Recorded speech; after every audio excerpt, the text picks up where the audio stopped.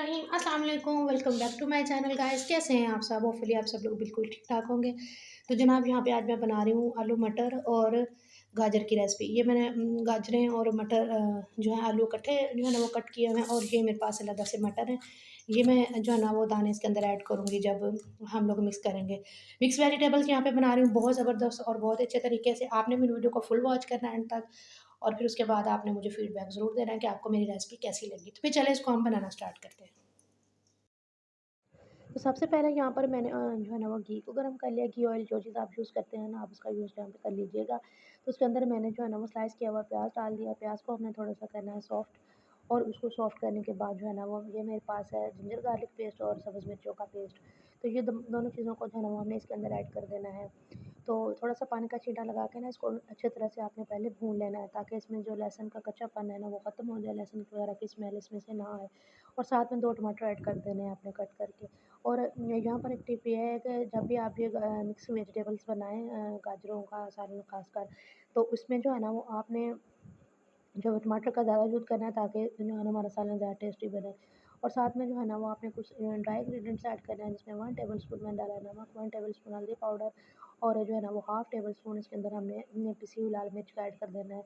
तो उतनी देर में जो लोग मेरे चैनल पे न्यू आए हैं उनसे रिक्वेस्ट है कि मेरे चैनल को आपने सब्सक्राइब करते ज़रूर करना है, और मेरी वीडियो को लाइक और आगे शेयर अपने फ्रेंड्स और फैमिली मेंबर के साथ ज़रूर कीजिएगा।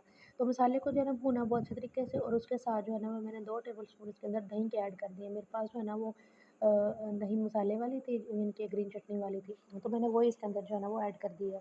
तो आप इस तरह से कर सकते हैं। तो उसके बाद जो है ना आपने इसको अच्छी तरह से भून लेना है। तो ये देखें हमारा मसाला जो है ना वो अच्छे तरीके से रेडी हो चुका है, और जो है ना वो इसका सेपरेट हो चुका है। तो इस स्टेज पे आके जो है ना वो हमने अपनी जो वेजिटेबल्स कट करके रखी हुई हैं, तो उनको हमने इसके अंदर ऐड कर देना है। तो सबसे पहले मैंने गाजरें और जो थी मेरे पास आलू मैंने मिक्सी कटे हुए थे, एक ही टोकरी में जो है ना वो मैंने काट के रखे हुए थे, वो इसके अंदर ऐड कर दिए। और साथ में जो है ना वो मैंने इसमें मटर ऐड कर दिए। तो तमाम सब्जियों को अच्छी तरह से डालने के बाद आपने बहुत अच्छी तरीके से पहले इनको थोड़ी देर भूनना है। उसके बाद आपने जो है इसको कवर करके रखना है, ठीक है? तो यहाँ पर जो है ना वो थोड़ी देर हम इसको भूनेंगे, ताकि इसमें जो कच्चापन है इसका वेजिटेबल्स का वो ख़त्म हो जाए। तो फिर इसको हम गलने के लिए छोड़ देंगे। जैसे ही अच्छे से गल जाएँगी ना, तो फिर उसके बाद हमने इसको डिश आउट करना है। तो आप लोगों ने मेरी वीडियो को एंड तक फुल वॉच करना है, और मेरा वीडियो को देखने के बाद आपने जो है ना मुझे एक प्यारा-सा कमेंट ज़रूर करना है, और मुझे ज़रूर बताना है कि आपको मेरी वीडियो कैसी लग रही है। और साथ-साथ जो लोग मेरे चैनल पे न्यू हैं वो चैनल को सब्सक्राइब करें, और दूसरी तरफ मेरा दूसरा चैनल है Sadaf eyes cutting and stitching का, तो उसको भी जो है ना वो आपने ज़रूर जो है वो जाकर विज़िट करना है और उसको सब्सक्राइब करना है। तो ये देखें जनाब, यहाँ पर हमारी सब्ज़ियाँ जो है ना वो बहुत अच्छे तरीके से गल चुकी हैं। तो इसको थोड़ा-सा और हम भूनेंगे, और भूनने के बाद जो इसको डिश आउट हम कर लेंगे।